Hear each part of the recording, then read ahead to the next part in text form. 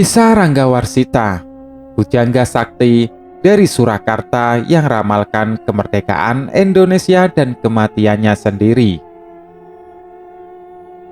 Amenanging zaman edan ewaya ing pamudi, melu ngedan ora tahan, yen tan melu nglakoni. Boya keduman melik, kaliren wekasanipun, ndelalah kersa Allah, beja-bejaning kang lali, luwih bejah kang eling kelawan waspada. Salah satu syair karya Ranggawarsita yang hingga kini masih sangat relevan.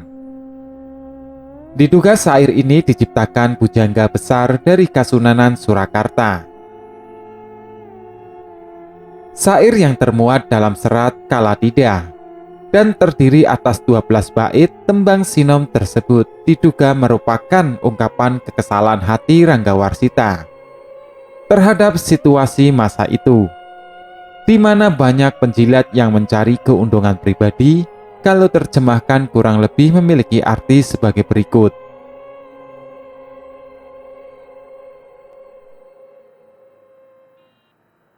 Menyaksikan zaman gila, serba susah dalam bertindak. Ikut gila tidak akan tahan, tapi kalau tidak mengikuti gila, tidak akan mendapat bagian. Kelaparan pada akhirnya, namun telah menjadi kehendak Allah. Sebahagia-bahagianya orang yang lalai, akan lebih bahagia orang yang tetap ingat dan waspada.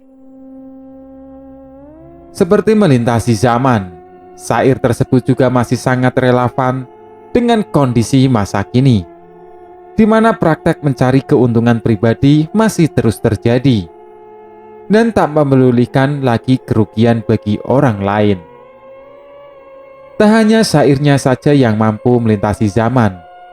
Ranggawarsita yang terlahir pada 14 Maret 1802 dengan nama asli Bagus Burhan ini, ramalannya juga melintasi zaman dan banyak yang meyakini kebenarannya.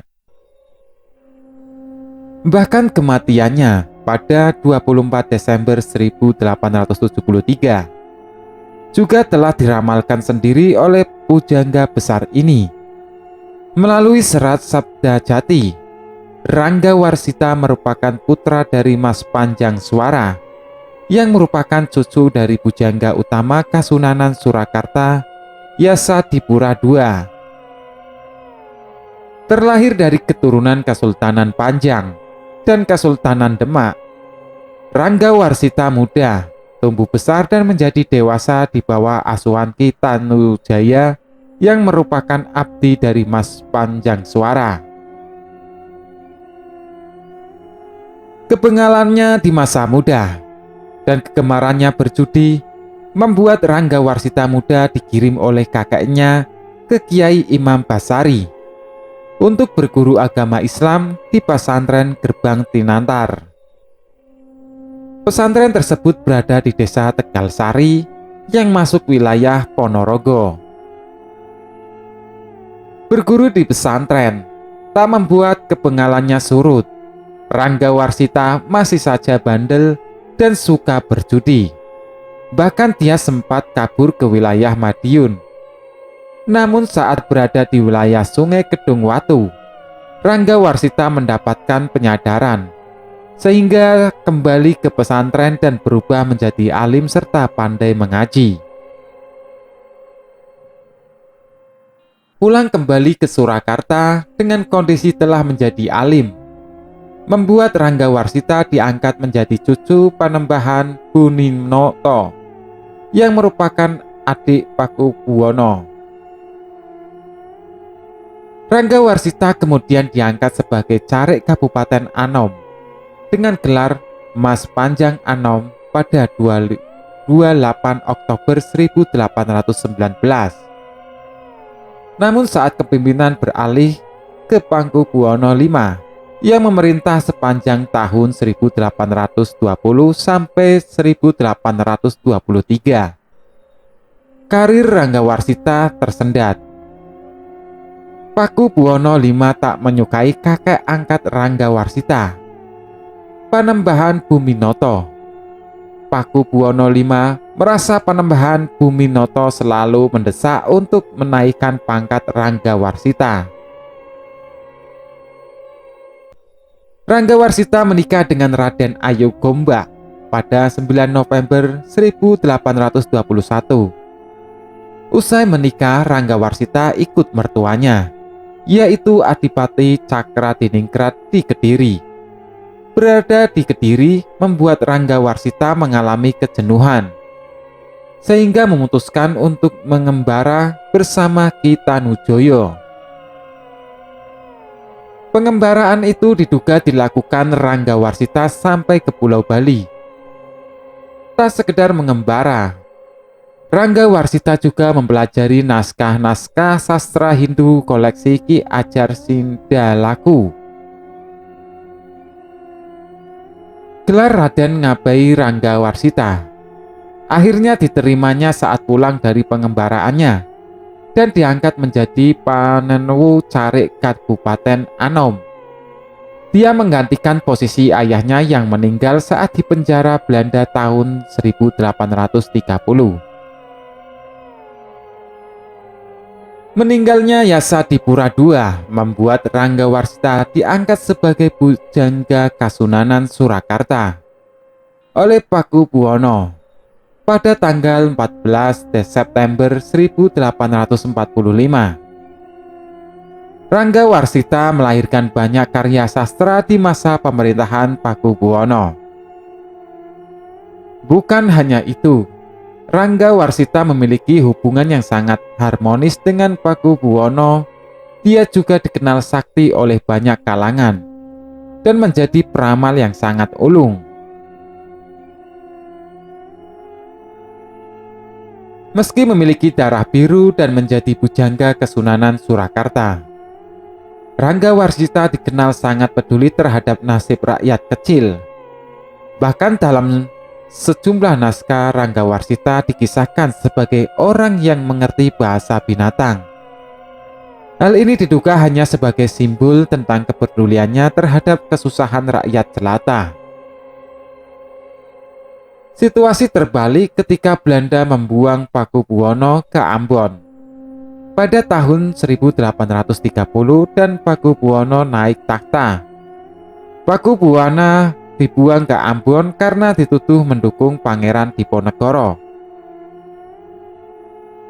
Sebelum Pakubuwono ditangkap Belanda dan dibuang ke Ambon, diduga Belanda terlebih dahulu menangkap ayah Ranggawarsita, Mas Panjangsuara, yang merupakan juru tulis keraton. Mas Panjangsuara ditangkap dan disiksa hingga tewas untuk mengungkap hubungan Pakubuwono dengan Pangeran Diponegoro. Namun siksaan yang keji dari Belanda hingga membuat Mas Panjangsuara tewas tidak merubah sedikitpun sikap Mas Panjangsuara.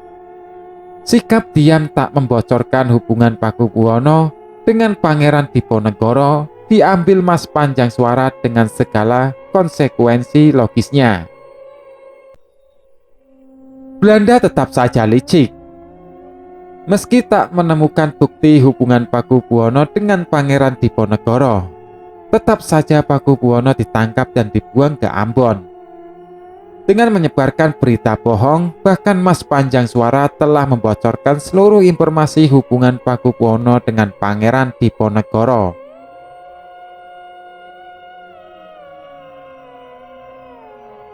Fitnah keji Belanda terhadap Mas Panjangsuara akhirnya membuat Pakubuwono yang kala itu bertahta tak menyukai putra Mas Panjangsuara, Ranggawarsita. Belanda juga turut tak menyukai Ranggawarsita, bahkan seluruh kegiatan Ranggawarsita selalu diawasi oleh Belanda. Belanda melihat Ranggawarsita sebagai jurnalis berbahaya, meskipun dia bersahabat dan memiliki murid keturunan Belanda, C.V. Wiener Sr. Melalui tulisan-tulisannya, Ranggawarsita dinilai Belanda dapat membangkitkan semangat perlawanan para pribumi.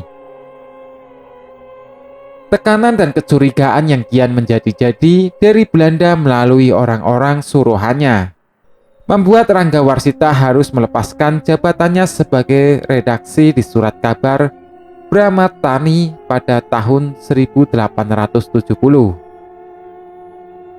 Dia menjadi saksi bagaimana menderitanya rakyat Jawa usai Perang Diponegoro. Belanda dengan semenang-menang menerapkan program tambang paksa. Kondisi ini juga membuat hati Rangga Warsita terluka. Dalam situasi penuh keprihatinan tersebut, Rangga Warsita meramalkan terjadinya kemerdekaan dalam serat Jagalodang. Dia menyebutkan, kemerdekaan itu akan terjadi pada tahun Wiku Sapta Ngesti Janna. 4 kata yang merupakan kalimat Surya Sengkala tersebut, jika ditafsirkan akan ditemukan derajat angka 7,78,1.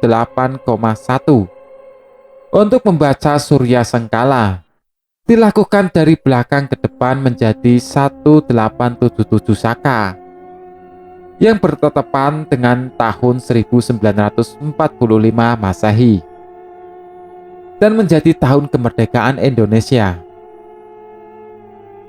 Berbagai karya sastra telah dilahirkan Rangga Warsita, bahkan bersama sahabat yang juga anak tirinya C.V. Wiener Sr. Rangga Warsita melahirkan Bau Sastra Kawi atau Kumus Bahasa Kawi Jawa.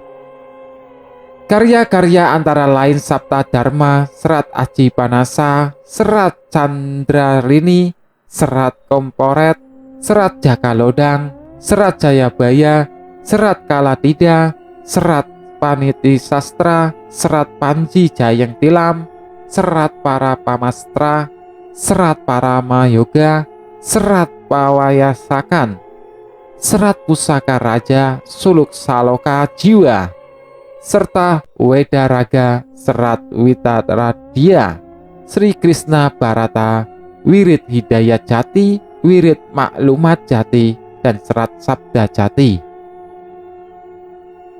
Rangga Warsita yang meninggal dunia tepat seusai ramalannya sendiri, akhirnya dimakamkan di Desa Palar, Kecamatan Trucuk, Kabupaten Klaten.